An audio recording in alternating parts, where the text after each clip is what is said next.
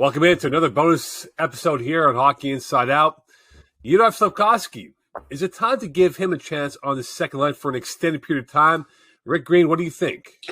Well, I think recently Martin St. Louis has spoken about how they're happy with his progression. That being said, let's not get too far ahead of ourselves here with an 18-year-old kid that's trying to figure out how to play in the NHL.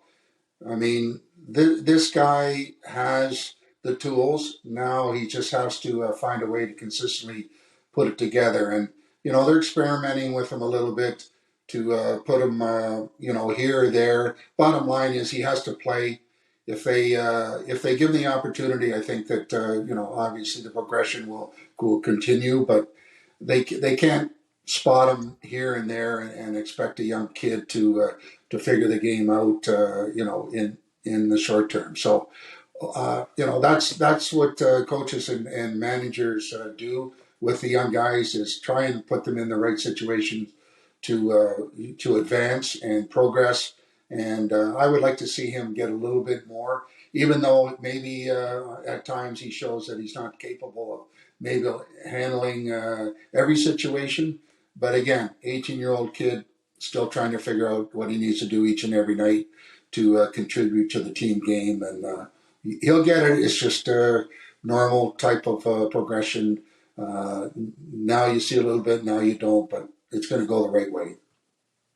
Yeah, I'm with you, Rick. I feel like they should give this a couple games for sure with Gallagher and Dvorak, but just to my eye, it feels like Slafkovsky doesn't have a lot of chemistry with Gallagher and Dvorak. Something doesn't click there with the play styles. He's got that big one-timer. Neither of those guys are really natural playmakers in that way. Gallagher sets up a lot of goals by being in the net front or creating rebounds, but Slafkovsky is not the same kind of player as Gallagher in terms of he's not going to necessarily crash the net all the time to get those loose pucks.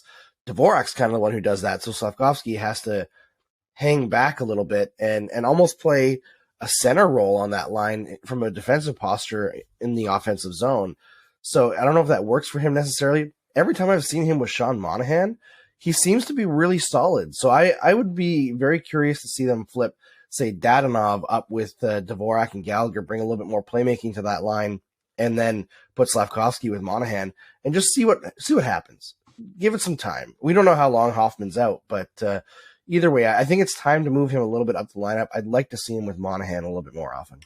The more I watch Slafkovsky, the more I think the best thing for him would be first-line minutes in Laval for whether it's 10 games or 5 games or something. I think he's maybe getting a little frustrated not getting a lot of ice time. Marty St. Louis spoke the other day about how he's got to learn to play without the puck. He wants the puck a lot, but in the NHL, if you don't learn how to play without the puck, you're not going to get the puck. I think he needs more minutes. He needs, on the power play, he's looked good. He's got that wicked shot. To me, at this point, he falls down a lot for a kid who's so big, but you got to remember, he's only 18. He's playing against men, no matter how big his body is.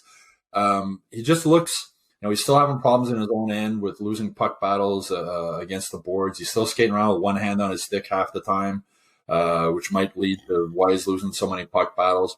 You don't want to kill the kid's confidence. He's obviously enjoying in the NHL. But I think if they were to send him down to Laval, even if they tell him before, we're going to send you down for X number of games, and then we're going to bring you back. But we want you to go down there and dominate. Look, Shane Wright, Seattle finally sent Shane Wright down to the AHL. He scored a goal his first game there. I think with Slafkovsky, the NHL is a big jump, especially for a kid coming from used to playing on the bigger European ice surface. That's been an issue in his own end, especially.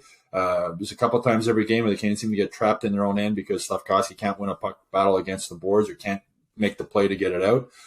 So for his confidence level, I think put him down to Laval for a while, play him a ton of minutes on the first line, play him on the power play, put him on the PK even, let him experience that, and then bring him back, and then maybe slot him in a higher line with the Canadiens and see how he can do. But he looks to me like he's starting to.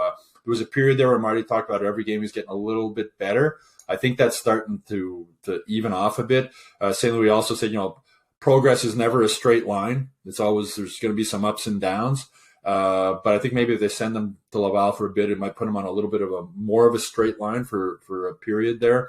And considering Laval's so close to Montreal on that, I don't think it'd be a big deal. And communication is one of the strongest points this coaching staff has with Marty St. Louis.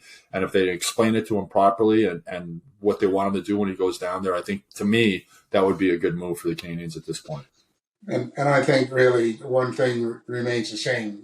You're not going to get better unless you play. It sounds corny, but if you're prepared to deal with the pain of watching a kid inconsistent in some areas, then you gotta address the situation. But he's got to play. He's got to play in all situations.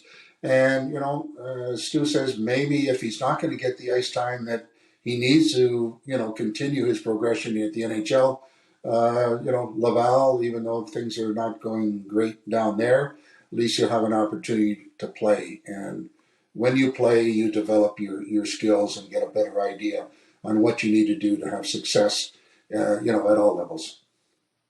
Now, gentlemen, would you look at this perspective from Stu's point of, hey, you send for Laval. Maybe you send for Laval in December, bring him back up just after the Christmas break where he gets more seasoning. Could that be an option to say, get yourself some more repetitions down in Laval and we'll bring you back up just around New Year's time? I think as long as the communication is strong, I don't think there's any risk of him being upset.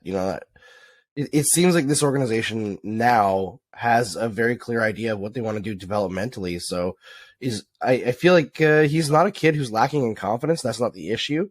But it's different when you're scoring every game as opposed to scoring every 4, right? So maybe heading down to Laval, even though he doesn't lack confidence now, we see a different player coming back up. Yeah, I mean, if he can go down there for, say, 8 games or something and score 4 or 5 goals and be on the power play and get that feel and come back up with a little bit more confidence, because he's a confident kid and he's a really good kid. That's one of the reasons the Canadians, he's a good kid. Like, he listens, he's coachable. But I just think he's getting a little frustrated that he's not getting more ice time. But as St. Louis said, they're not just going to hand it to him. I mean, he's got to learn to play away from the puck, as St. Louis said, so he will get the puck on his stick more often. And, we can go down to Laval and Marty St. Louis isn't punishing young guys for making mistakes, but there's even less pressure about the fear of not making mistakes in Laval, right? You can go down to Laval and just play. Just go down and play. We're going to play you at 10. We're going to play you 15, 20 minutes a game, and just go out there and play your game, play the power play, do everything, and then come back here and we'll see where you stand at that point. Well, I'll say this quickly here, guys. Shane Wright, they sent him down to the AHL. He's supposed to come back for who? The Montreal Canadiens. So we might have the Uri-Shane Wright battle in Seattle coming up in a couple weeks from now. We'll find out then. That'll do it for this bonus episode here at Hockey Inside Out. Don't forget to like and subscribe on our YouTube page. Sign up to the newsletter on MontrealGazette.com/newsletter. And for full episodes and bonus content, head on by Hockey Inside Out and submit your questions and comments. And we look forward to conversing about that for a future episode down the road. On behalf of Rick, Stu, and of course Andrew, wish you a great week. We'll speak to you soon. Bye for now.